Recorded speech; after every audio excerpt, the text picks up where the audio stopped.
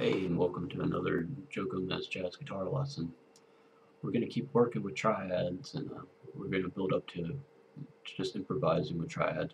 One thing I thought would be good is to share how I learned triads over the guitar, um, which may be a little bit different from a lot of other people have learned.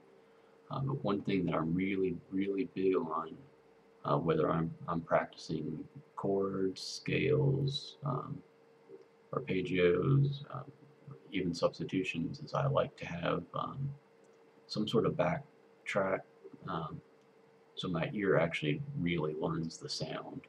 Um,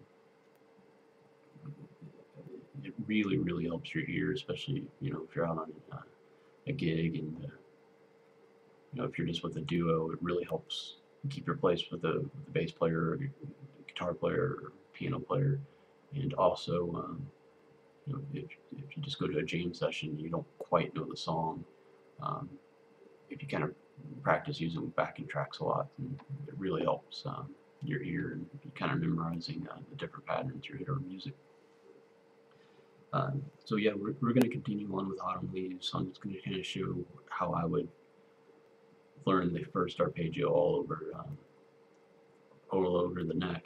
And so what I have is just a C minor vamp plugged in.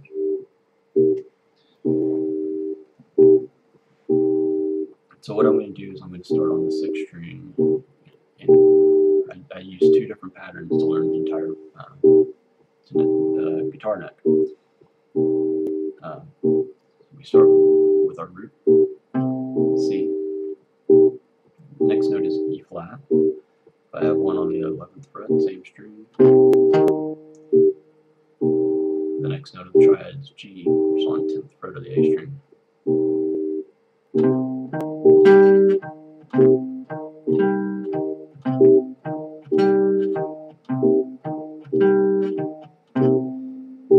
So now I know this shape. The nice thing about guitar is that same shape pretty much repeats itself everywhere. Same thing as here.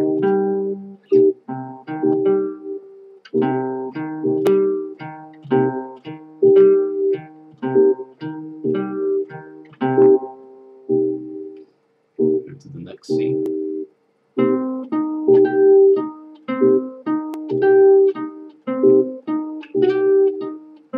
Which is the 10th fret on the D string. Our next C, we'll have to change a little bit.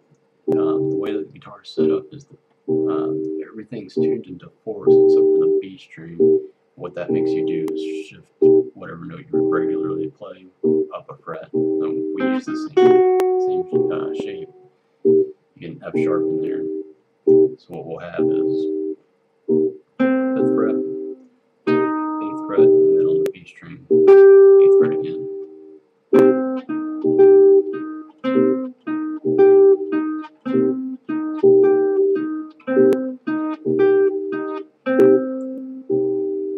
Then we have another one. Play it down here, 1st fret on the B string.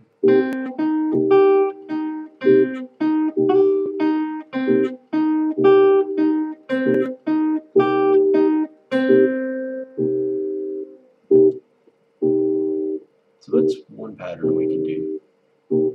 Another one would be starting on the 8th fret and then going the opposite direction. So we would have C, 8th fret on the 6th string, E flat, 6th fret on the A string, and then our G is on the 5th fret of the D string.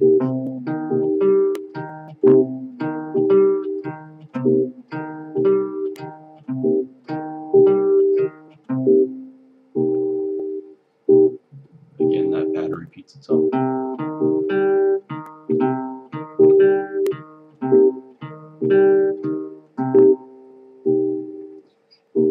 Remember, this time we'll have the B string, so what we'd normally play for that G, we'd have to move up one fret up.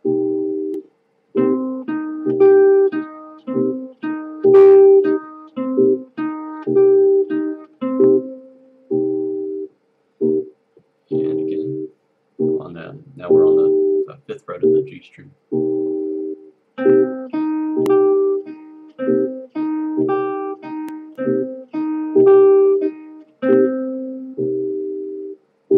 So after I do that and I want to know all the positions, I'll start combining them in different ways. So if we keep our pattern 1s together, we could go 3 octaves. We could go.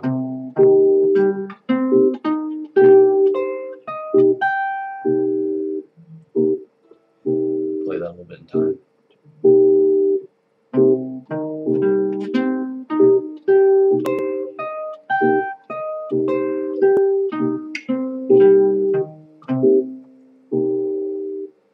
We can combine that. We can do our pattern 1 with our pattern 2.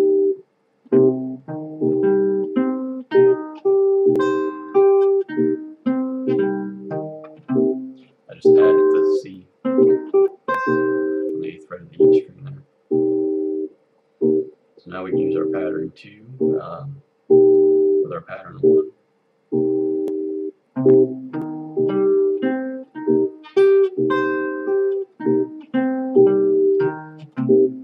Again, I just added that C on the high E string again.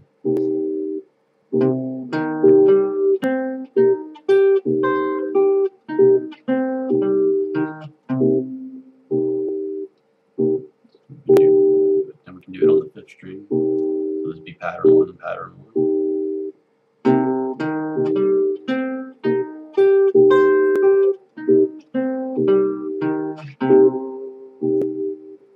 If you play any type of gypsy guitar, this one's a really big pattern. I'm not very good at the gypsy sweeping, but that's a pattern I have to use a lot. And then you can do this one. I'll show you down here. This is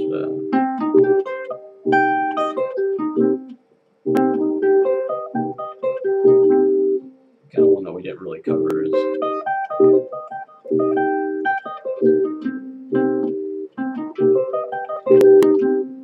that's it's in our pattern 1 or pattern 2, sorry, and then kind of a pattern 2 again.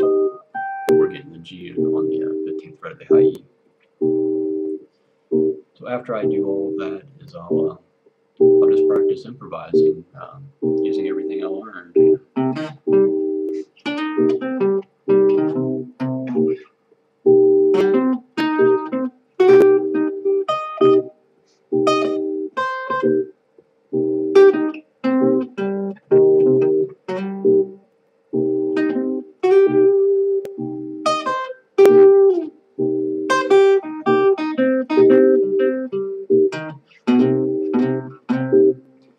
You can find some backing tracks and, or make your own, and you can have a lot of fun with it. And I found when I do it this way, I seem to learn the shapes a lot quicker. I see where all the notes are. It's a lot easier for me to think 1, 3, 5 this way. Just worrying about one pattern. I know this 1, flat 3, 5, rather than worrying about how most people learn arpeggios, which is all the way down, going all the way across the fretboard, which we did that, but we combined 2 smaller patterns to make the one big pattern, which I think is, at least for how my brain works, seems to be a lot easier for me. What I did is I have to learn the long way. So what I would do is I would spend one day just working on my C minor arpeggios, and then the next day it would be F minor. And I'd just go around the cycle. It takes 2 weeks, but if you have it, you have it. If you can learn it faster, that's great. But that's how I did it. And so you want to do that with all the triads that we're working on with autumn leaves, and then of course learning on all the keys. So I hope this helps some people, and I'll see you for the next lesson.